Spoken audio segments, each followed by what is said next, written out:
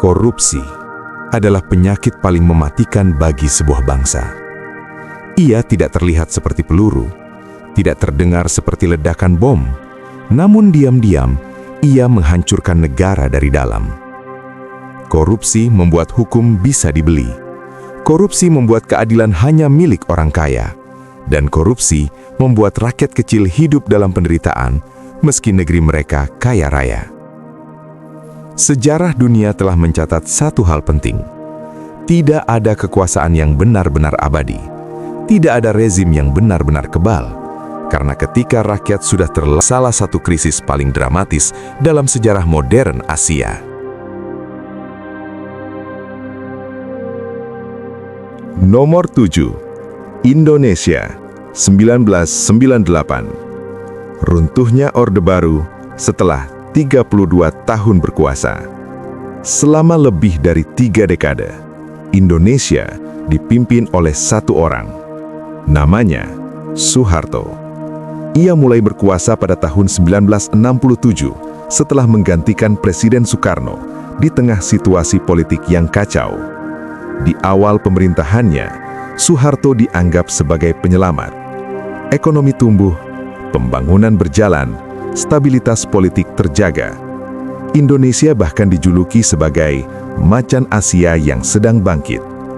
Namun seiring berjalannya waktu, kekuasaan yang terlalu lama mulai berubah menjadi kekuasaan yang absolut. Dan seperti kata pepatah lama, kekuasaan yang absolut cenderung melahirkan korupsi yang absolut. Awal munculnya korupsi, kolusi, dan nepotisme. Pada tahun 1980-an hingga 1990-an, banyak proyek besar pemerintah jatuh ke tangan orang-orang dekat presiden. Anak-anak Soeharto menguasai berbagai bisnis besar, mulai dari jalan tol, telekomunikasi, perbankan, minyak dan gas, hingga industri otomotif. Nama-nama seperti Tommy Soeharto, Tutut Soeharto, Bambang Trihatmojo mulai dikenal luas sebagai pengusaha super kaya. Namun kekayaan itu tidak datang tanpa kontroversi. Banyak pengamat menilai bahwa bisnis mereka berkembang bukan karena kompetisi sehat, melainkan karena kedekatan dengan kekuasaan.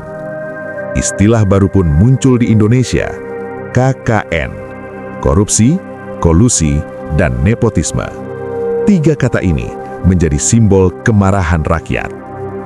Krisis moneter 1997, awal kehancuran.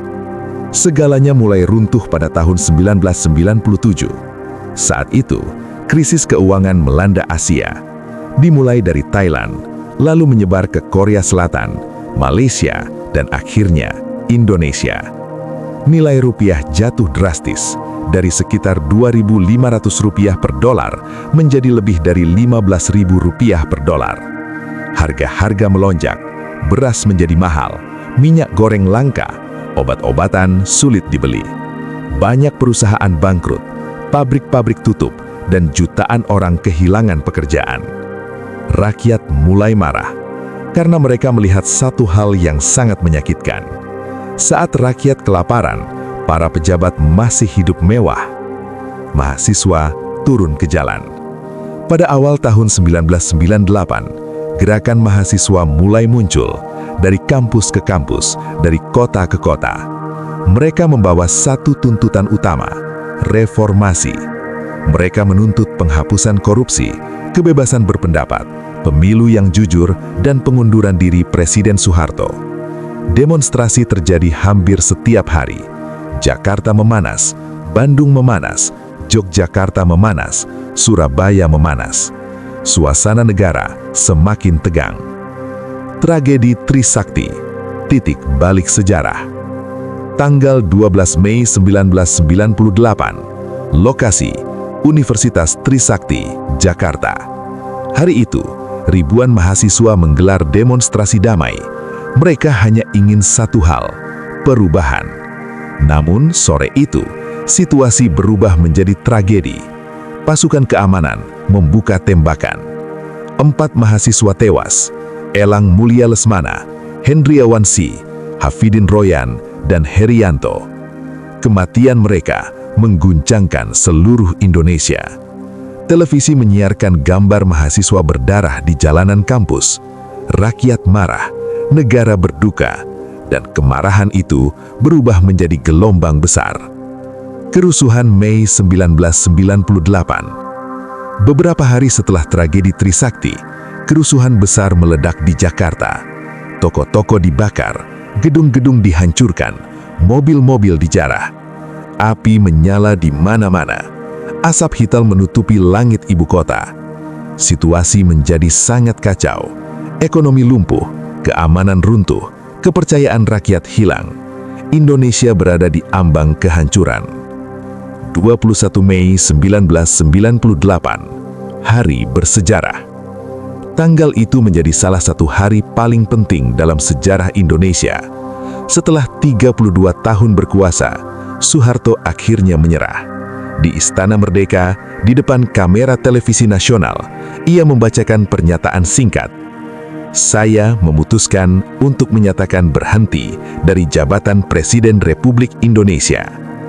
Kalimat itu mengakhiri sebuah era Orde Baru, dan memulai era baru, reformasi. Dampak setelah kejatuhan. Setelah Soeharto mundur, Indonesia berubah secara drastis. Kebebasan pers dibuka, partai politik bermunculan, pemilu menjadi lebih demokratis. Namun perubahan itu tidak datang tanpa harga. Ekonomi membutuhkan waktu bertahun-tahun untuk pulih, dan luka sosial masih terasa hingga saat ini. Pelajaran dari Indonesia. Kejatuhan Orde Baru mengajarkan satu hal penting. Rakyat mungkin bisa diam selama bertahun-tahun. Namun ketika batas kesabaran terlewati, mereka akan bangkit. Dan ketika rakyat bangkit bersama, bahkan pemimpin paling kuat sekalipun tidak bisa bertahan. Selanjutnya, kita akan menuju ke negara tetangga Indonesia, sebuah negara kepulauan yang pernah dipimpin oleh presiden yang sangat kuat, namun akhirnya jatuh karena kekuatan rakyat, dan kisahnya tidak kalah dramatis.